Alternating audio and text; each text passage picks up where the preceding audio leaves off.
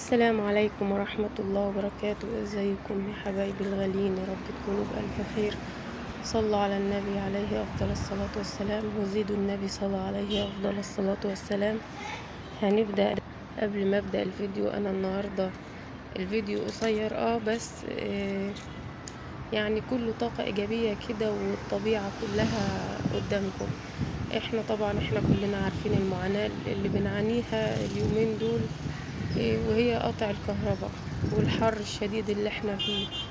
فكنت يعني جاية من بره من شمس، وفي النهاردة يعني أنا بالذات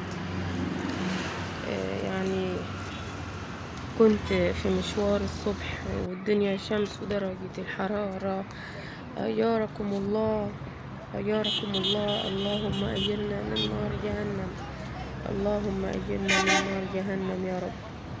كانت صعبة جدا جدا جدا، لدرجة ان انا اعزكم الله اللي كنت الجزمة اللي انا كنت لابساها حسيتها انها ساحت، والله العظيم حسيت انها ساحت من كتر السخونة في الارض.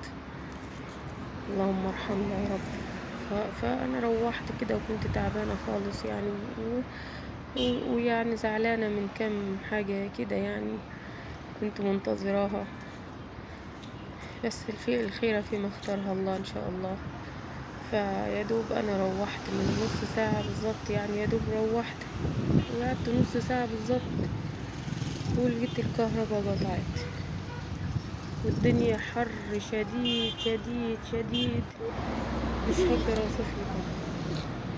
فلقيت ولادي يعني بيشروا مية، مش عرق طبيعي، مية يعني. والله يمكن لو مسكت هدومهم لعصورها هتنزل مية زي المغسولة. فصعبوا عليا والله. رحت قلت لهم لا، تعالوا نتمشى شوية في الهوا، ونقعد شوية في الهوا، يعني في فترة الساعات اللي بتقطع فيها الكهرباء دي. فخدتهم وطلعنا اتمشينا في الهوا شوية. يعني هم اصلا ما بيطلعوش خالص خالص، والله العظيم والله العظيم ما بيطلعوا خالص. وفرحوا رغم ان هي يعني خروجة بسيطة خالص، يعني ما فيهاش اي تكلف ولا تكليف، بس يعني فرحوا بيها يا عيني، لان هما ما بيطلعوش اصلا. يعني انا منعاهم يعني من الشارع خالص. بصوا ابني بيعمل لكم باي بقى عشان خاطر، واعملوا لايك عشان خاطر ابني، اعملوا له لايك. هو عارف ان هو بيتصور، فبيقول صوريني يا ماما، اعمل لهم لايك، اعمل لهم باي. فعشان خاطر ما تكسفونيش اعملوا اللايك، ارفعوا لي الفيديو، الله يبارك لكم يا رب. شوفوا هو بيقول لكم انا بحبكم، بس مش عارف يعمل مش عارف يعملها. ربنا يخلي ولادكم جميعا ويخلي لي ولادي، هم ذخري في الدنيا والله. بعد ما الكل يتخلى عني وخذلني، والله هم ذخري في الدنيا. فكان في حد هنا يعني واحد بسيط كده بيبيع ايس كريم، يعني على قد حاله يعني. فقالوا لي يا ماما نفسنا في ايس كريم.